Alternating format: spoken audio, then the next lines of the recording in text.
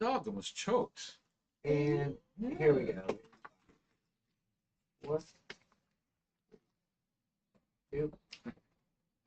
Good morning. Welcome to Let the People Decide. We are your hosts. I'm Meow. This is Rarchar Tortorello. Good morning. Our first week. This is really exciting. We are just pumping these episodes out, Mick. Right? We're having some great guests and doing some really incredible conversations. I agree. And you know what? Having fun, too. I like it. This is the most fun I've had in the morning. Is it? In a long time. I love it. I love it. You know what's also really exciting for me, What's and that? this is just me because maybe I'm in a new phase of my life, but the building of relationships. You know, we didn't really know each other that much. We talked.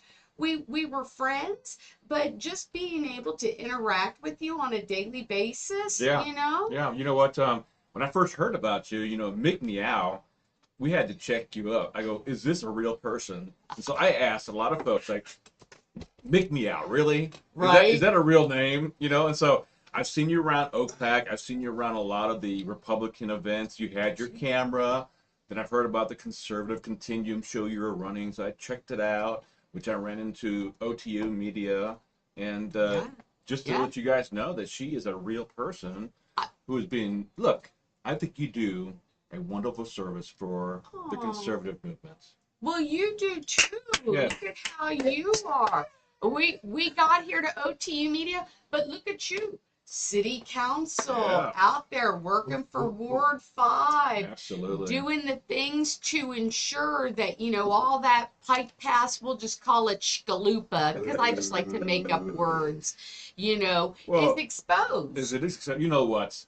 I'll tell you what, my path and my direction since I retired from the military in 2007, I would have never thought I would be sitting down today doing a normal daily show discussing politics and how we can take everything we know, the people in our lives, and put it together for the greater good. Yeah. I mean, you got to realize, when you set a course and your life starts out at 17, 18, and 19, and then you look back when you're like 34, 35, 36, and you how the hell did I wake up and just get here? Right. I think everyone goes through the same thing.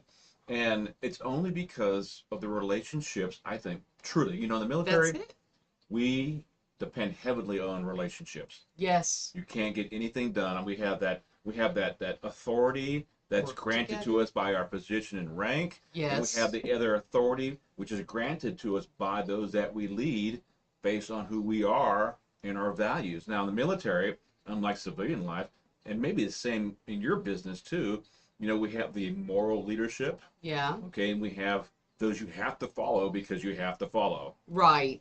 Well, in nursing, it was a little different. In nursing, I always knew that the patient was number one. That was my first priority.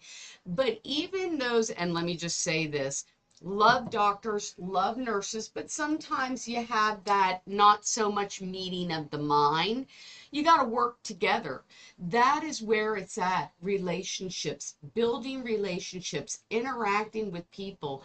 But I will say this, I was not as involved, except for screaming at my TV, until, I got out of nursing a little over a year ago.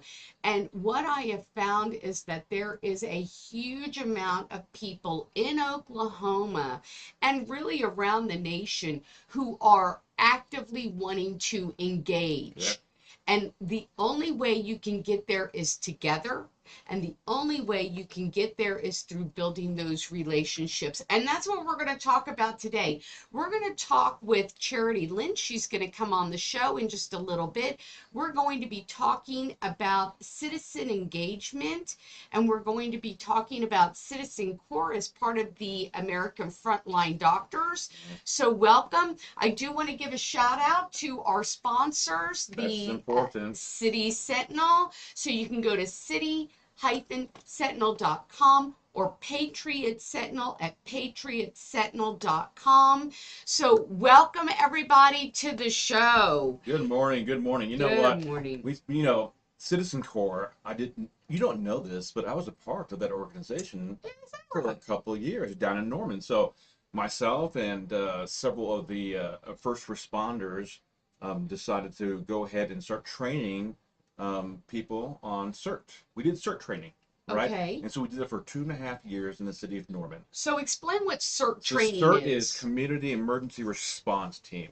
Okay. So the idea behind Citizen Corps came about after 9/11. Yes. Basically, who is going to respond first? And the idea, like I said, it became an idea right after 9/11 to teach regular citizens on how to be their first responders. Yeah. Because sometimes, look, in rural areas, you have to take care of yourself. I mean, if a storm comes through, or a natural disaster, or God forbid, an incident that happens and originates from outside the country, who are you going to depend COVID. if not yourself? Well, no. Yeah.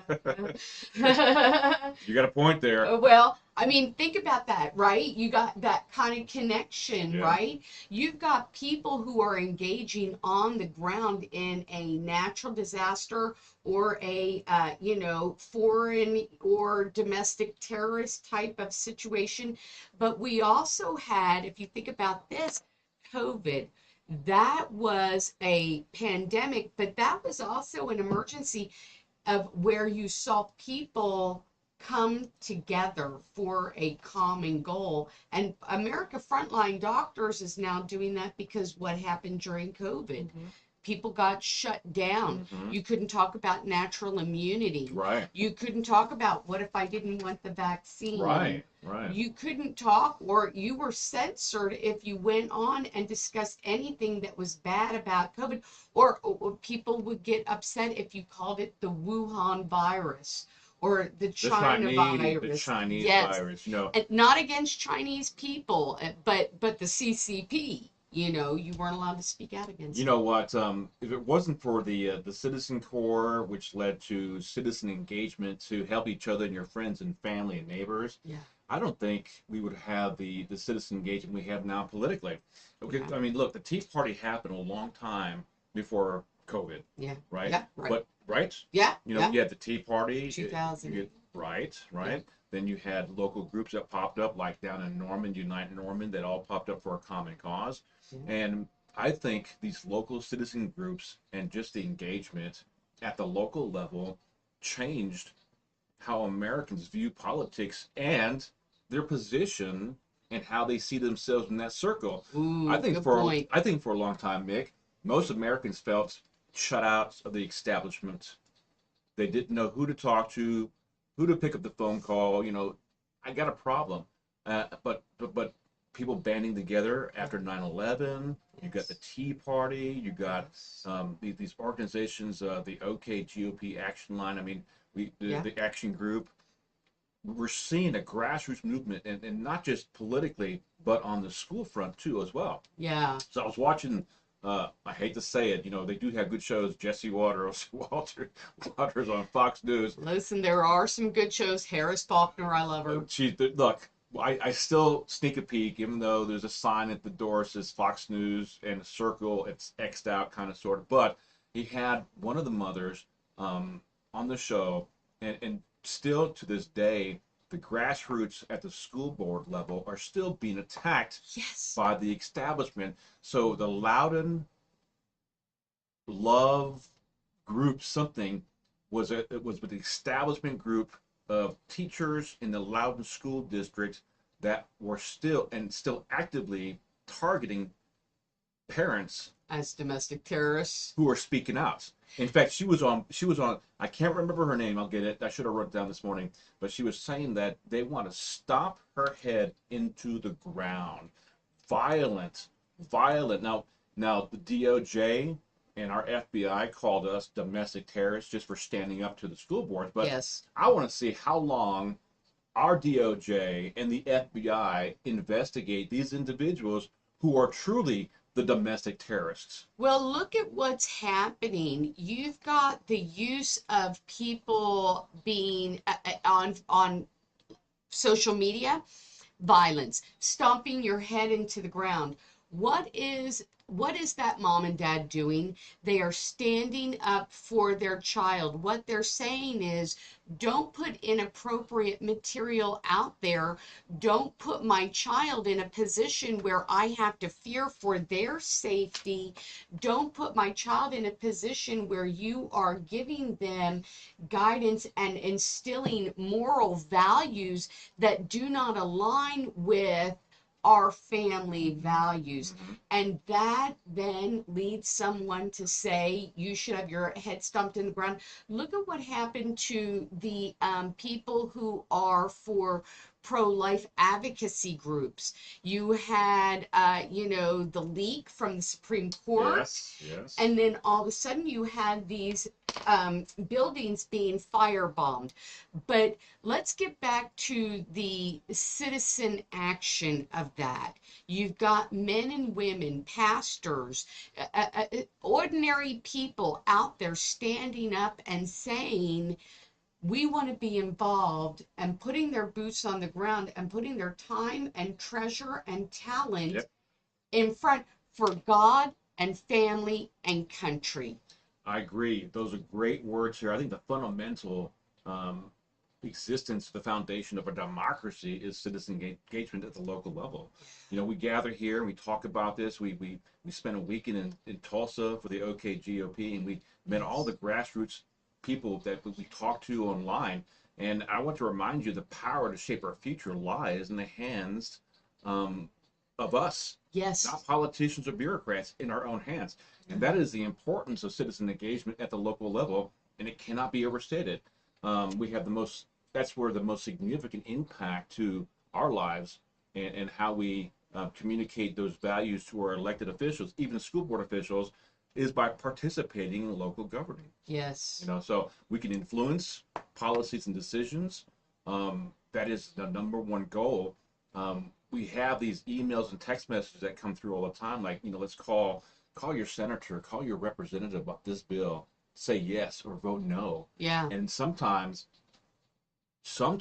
we do change how a bill is presented, like the bill for driver's license for illegals. Yes. Remember that? Overwhelming tsunami of people who went and called, emailed, and I know of people who went to the Capitol building and said, this is my voice, this is where I stand, I elected you, stand with me, and those voices were heard. But one of the things that I did during that time was Don Spencer with OK2A, he did a rally up at the Capitol, and there was many people who came out. But you know what we didn't do? Are you grassroots? Yes. Are you establishment? Who do you vote for? Yeah, we did. Yes. Who are you with? We didn't care. Do you know what we cared about? We cared about the voice of the Right. people. Right. What is right? What is wrong? And clearly giving driver's licenses to illegals was not the right thing. There might have been some part of that bill that you said, okay, I can see where you're going with this. But the inevitable outcome would have been that those people would have been allowed to go to other states, Absolutely. get driver's licenses, become part of the voter logs and voter rolls, and that's not acceptable. It is not acceptable. I mean, if you look on the East Coast, giving driver's license to illegals has always been their goal. And, it's I kind of understand why they want to do it, but in the long game, it would hurt everybody's rights. And so let's look at this. You come to this country illegally, and they give you a driver's license. What can you do with that driver's license? Really, you're right. So they issue you one in New York City or New York State. You come to Oklahoma, you have an existing driver's license, you register, and you get an Oklahoma driver's license. What does it entitle you to? To voting in local elections here.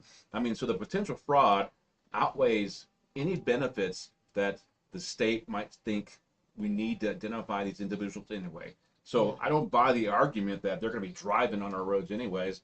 They shouldn't be driving on our roads to begin with.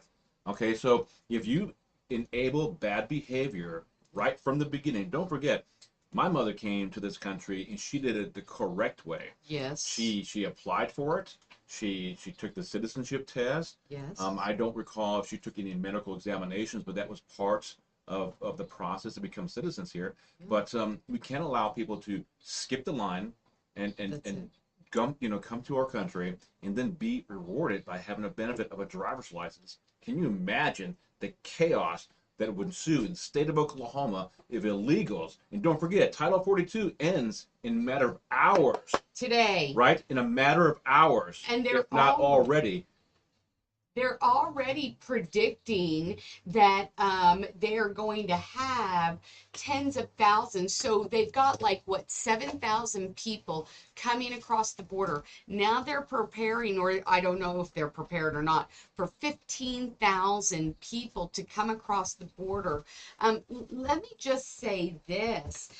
When you're talking about the people who were coming together and who were getting engaged, as far as they came in from another country, your mom, my father-in-law, my grandmother, they came in the right way, they did the right thing. But you know what I saw, and I think we're getting back to that, is that concept in the 50s or in the 40s where people came together. My father-in-law came to the country, immediately joined the military. Right. My grandmother came to the country, and what did she do? After she became a citizen, the first thing she did, she became a county organizer. And she went out and she would help get people and connect them with jobs. And that's what I see happening right now with people wanting to get back into the Citizen Corps and getting back into engagement. Do you think, Mick, that being part of a local group fosters a sense of belonging and pride? Yes, I do. Look at the OK GOP Action Team. Full transparency, I am part of that group. That was a group of people who saw that there was a vacuum that happened after the John Bennett administration left. And then the next thing is that there were all these volunteers who needed a place and desired a place to be. Enter the action team, and those people came together and they had a sense of pride and they had a sense of mission. And what was that mission? Was to get to the convention, and to get behind the candidates. And while different things happened at the convention, Right. we still have Wayne Hill, Right. who is a vice chair. We got rid of proxies. We put all of the recommendations for the rule changes and made a clean sweep of the grassroots voice. The grassroots voice also educated. We say this show is about informing and educating and activating the grassroots in Oklahoma and Right everywhere on. else. This show is syndicated, but it's shared on a lot of social media platforms, and it's across the nation. Hopefully, I want to see us across the nation like in a matter of months. Is that too much to ask? No. No, but anyways, without shows like this, we were all outside the political spectrum and did not have a clue as to what was going on in our own states. We're too hyper-focused locally, paying too much attention to what's happening in our own backyard, not to even looking at what's happening in the bigger scale of things, like the state of Oklahoma. So like your group, your organization, and this organization that gets the word out on a daily basis, a weekly basis, this is the type of vehicle that we need to do and need to produce shows like this with you and me and other patriots to take our experience. So we spent a weekend in Tulsa.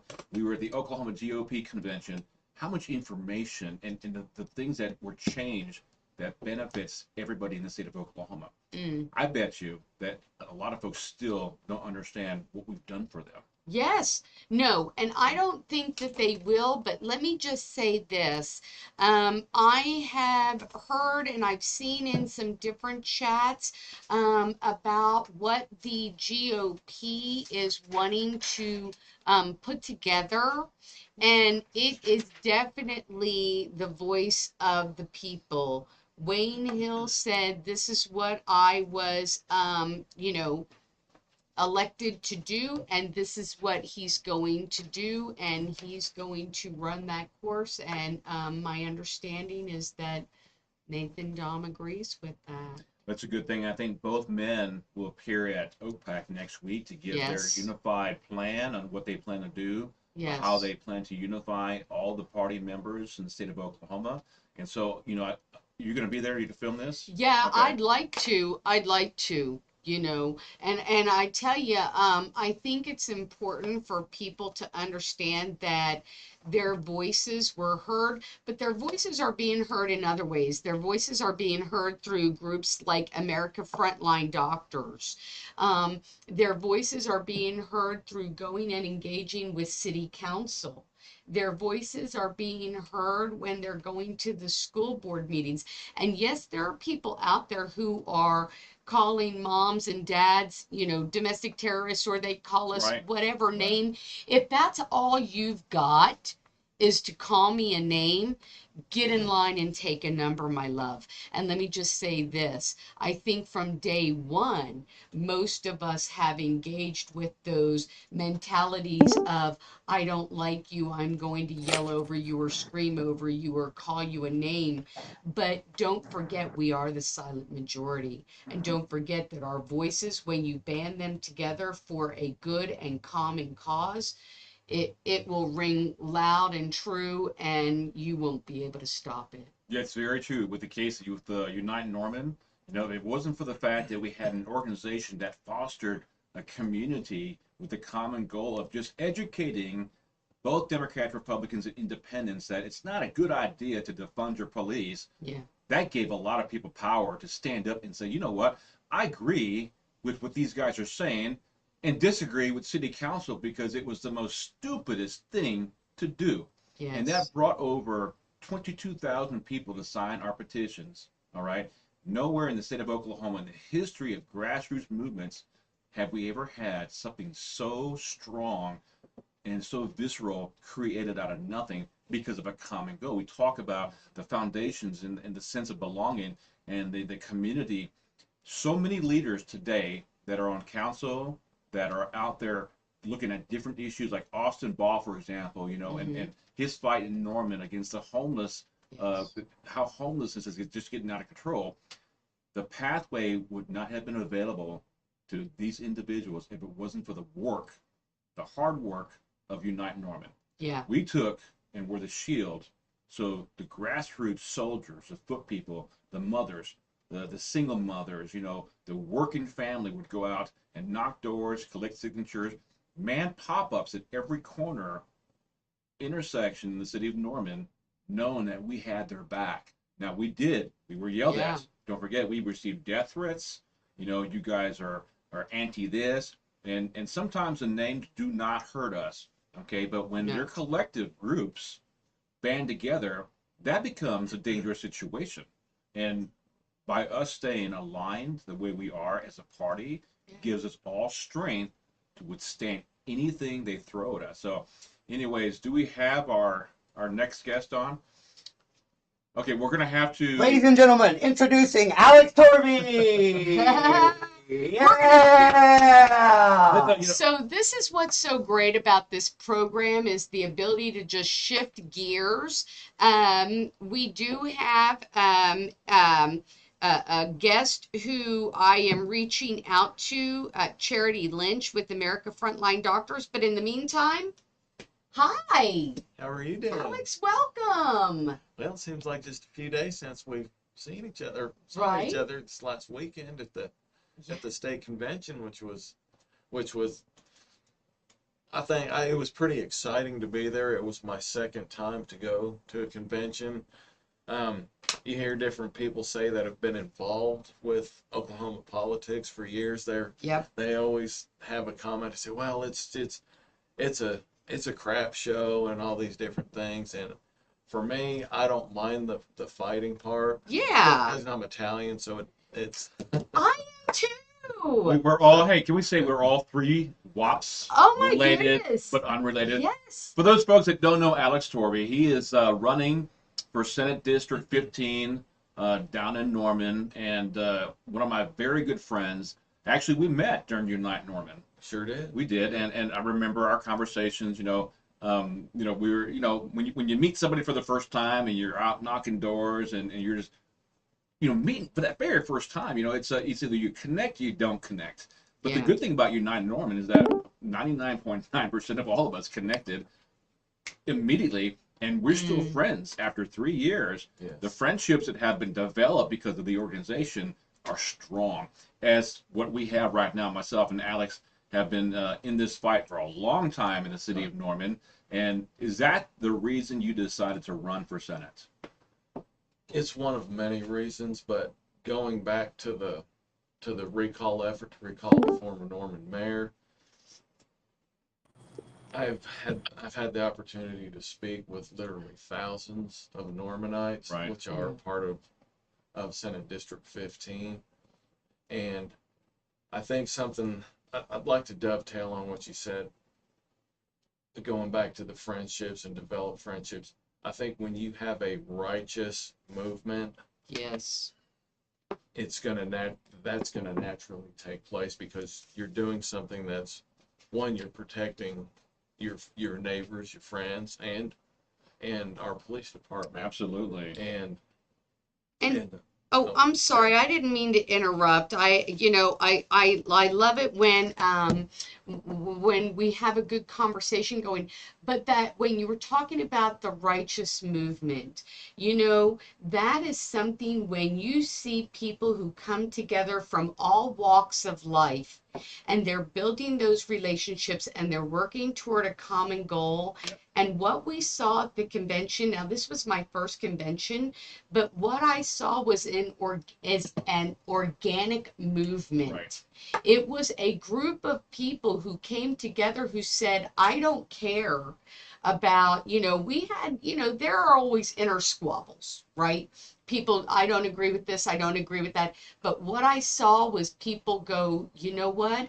Common goal, overcame this little issue here. It wasn't the hill to fall on. The sword to fall on, the hill to die on was getting to the convention. Right. And pushing through the voice of the people.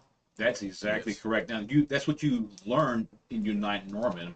This is why you are running for Senate District 15, to continue being that voice? yes, the outgoing Senator Rob Standards has been an excellent warrior and fighter for our conservative principles and Right. protecting children at schools, Right. and all these different issues. And when I spoke with Rob a few weeks ago, I assured him that's the fight we're going to continue. That is paramount. That's the number one priority and goal.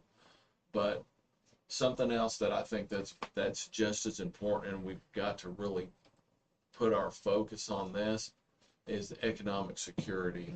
Yeah. Over the last 3 years of speaking with so many people in Norman, the number one recurring theme was the residents, their economic security, their ability to pay their bills, their ability to have opportunity for their children and for the grandchildren. And that starts with economic opportunity, and also, I think at the same time, educational opportunity.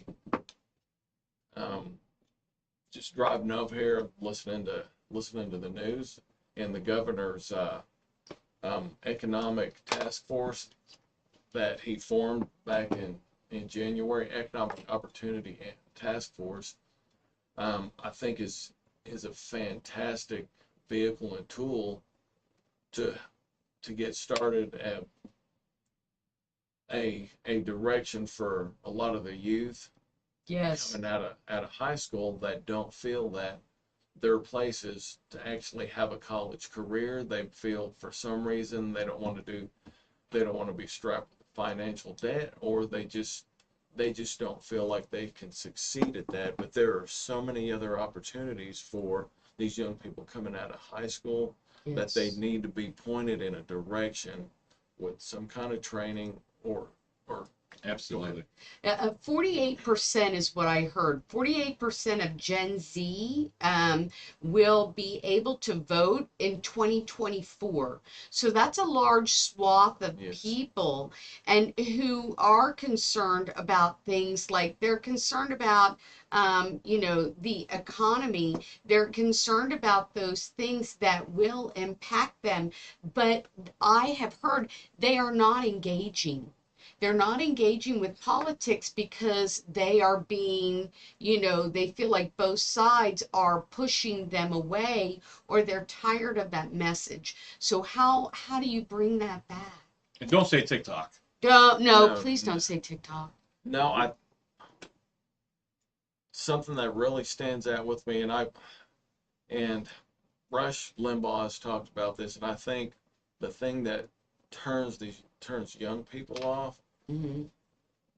is, well, it's not just young people, but I think apathy has come up a lot We down in discussed Norman. that. Yes. Yep. And I think there's some pessimism, but I think it boils down to this. Our elected officials have lost the connection with the everyday working Oklahomans, not just Oklahomans, but Americans. Right. And they don't trust them, and they have very low opinions of them.